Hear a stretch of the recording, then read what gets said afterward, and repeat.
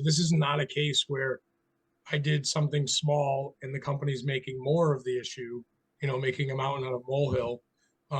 This is a legit case of them making up things to come after me. The facts, dates, and events presented in this video are from the member's best recollection and may not be fully accurate. This video is intended for entertainment purposes only. Always consult with your local union about your rights and duties at your workplace. The opinions shared on this video are our own and do not necessarily represent my employer's positions, strategies, or opinions. All views shared are protected under the National Labor Relations Act. What is going on, everybody? So today we have Danny Arlin out of local 404 in Springfield, Massachusetts.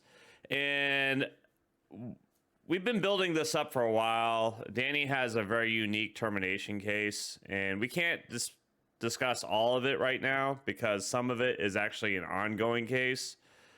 For you, all you viewers out there that were nice enough to donate to the cause, we appreciate it. And we kind of wanted to let some of the members know what was going on because a lot of these guys are in the dark of this case, right? And some of you who are watching right now may recognize this format. We used to do this format a long time ago called Meet the Driver. And it was basically an introduction to the driver and some of those stories that they went through working for this company. And this is going to be one of those stories. So Danny, take it away. My name is Danny Arlin. I'm a Teamster out of Springfield, Massachusetts. I work for UPS in West Springfield. And my story starts on March 23rd of 2022.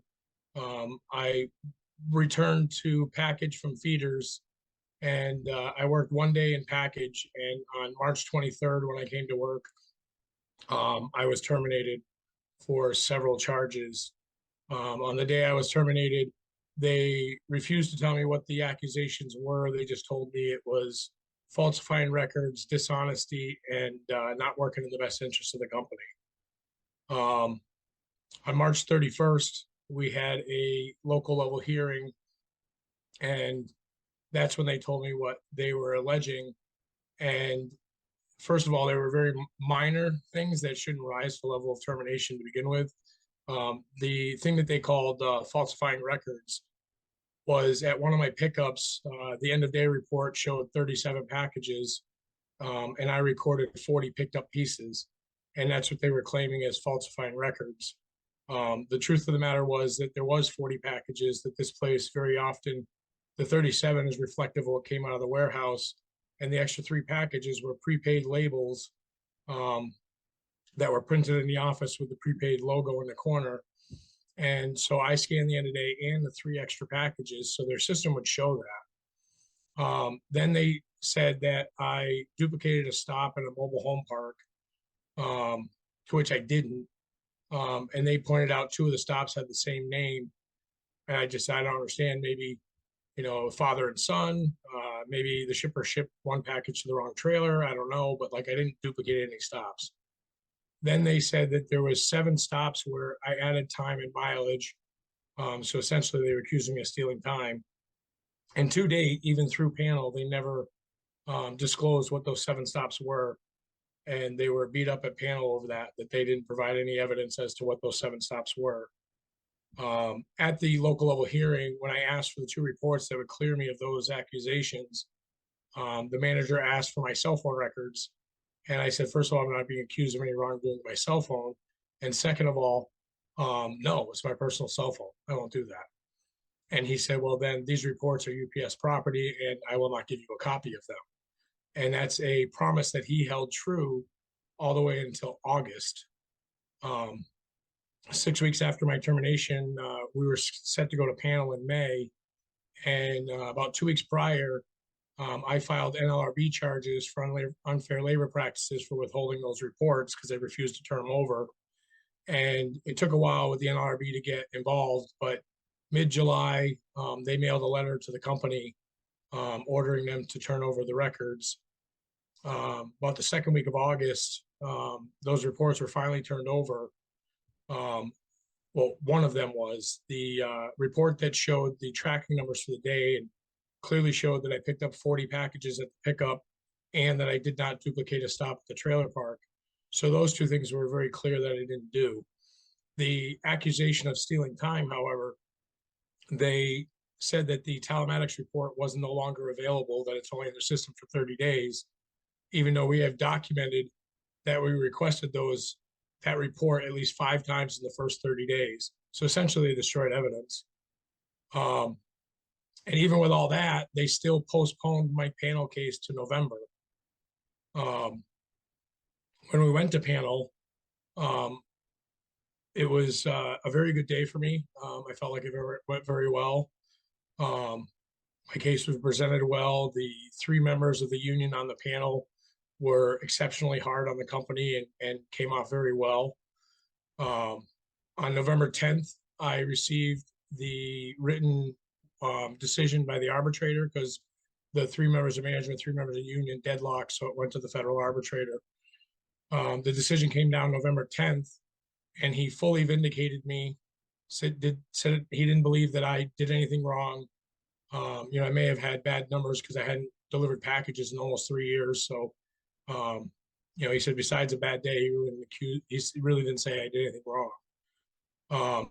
So he ordered the company to reinstate me and give me full back pay minus 1 month. He reduced my termination down to a 1-month suspension, but it's not clear in the decision as to what that was for. My understanding is sometimes the arbitrators throw a little bone to each side. So they kind of gave them a month off of what they had to pay me. So at that point, they had owed me about 7 months of back pay. And to date, I still have not been made whole on that. They did cut me a small check, a fraction of what was owed to me. But on November 11th, the day after I got the decision, we got a request from the company for a meeting on November 14th to discuss my reinstatement. We agreed because there's some other things involved that we needed to discuss for me to go back to work. And on November 14th, we walked into the room and they ambushed us with another round of termination. I was never reinstated. I wasn't paid for the meeting, which if I was reinstated, I should have been paid for the meeting. And the only thing they talked about when we went in the room was to re-terminate me on some more bogus charges. Exactly. And we can't really get into that right now. We will later on. I appreciate you sharing your story. So let's clear up some naysayers right there. So, because we'll probably get those, the people that will say, well, this just doesn't happen to every normal driver and this, that, and the other. They don't realize that not every hub's the same. Not every right, boss is the same. Danny, how long have you been out of work now? Coming up on 10 months. I was fired March 23rd of 2022. And, so I'm, come January 23rd will be 10 months that I've been out of work. So I've been out 9+ months. And the sad part is even if I had done everything they accused me of, nothing rose to the level of termination. And it's exactly the opposite. This is not a case where I did something small and the company's making more of the issue, making a mountain out of a molehill. This is a legit case of them making up things to come after me. And their own reports vindicated me of 2 of the 3 accusations. And the third one, they never even presented evidence. And part of it was because they said the report no longer existed. So there was nothing. When we went to panel, it was a great day. Their evidence was weak. Their case was terrible. And the arbitrator was very clear in his ruling that he didn't believe I did anything wrong. And he reduced my termination and ordered me back to work with full back pay. So for any of you who has donated so far, we thank you so much. We have a GoFundMe set up for Danny. It's being out of work for 10 months is brutal. It's a lot on your wallet. Not just that, but it can be a lot on your mental state as well. It's just a lot in general. So and for him to be an activist and really sticking up for his rights, I think it's important for everybody out there. Donate 5, 10, 20 bucks. Danny didn't put us up to this. This was done on our own accord. All right. So Greg Kerwood set it up, and I think Diana Kilmurray has something to do with it too, which is super Yeah, awesome. they both. I believe Diane approached Greg about it, and he put it together for me. And I would just like to say that um, I'm very blessed at the hundreds and hundreds of messages that I've received over social media and support from Teamsters all over the country, including Canada. And I think 135 members have made donations to the GoFundMe. And I just want to say that normally that's not something I would want. I'm very a proudful person, but unfortunately, not only have I been out of work for 10 months, but UPS has made it almost impossible for me to get a job. Part of it at first was like, well, how do I go get a job and tell people, well, I'm fighting for my job and I might only be here for a couple weeks or a couple months or whatever. So at first I was collecting unemployment, which was like a third of what I normally get for work. And then I did finally secure a job in November, pretty good paying job. And I worked about 2 weeks and I was let go from the job because of UPS. They did a background check, which most companies do, especially a Class A job. And UPS was still reporting that I was an employee at UPS, which raised red flags for the company.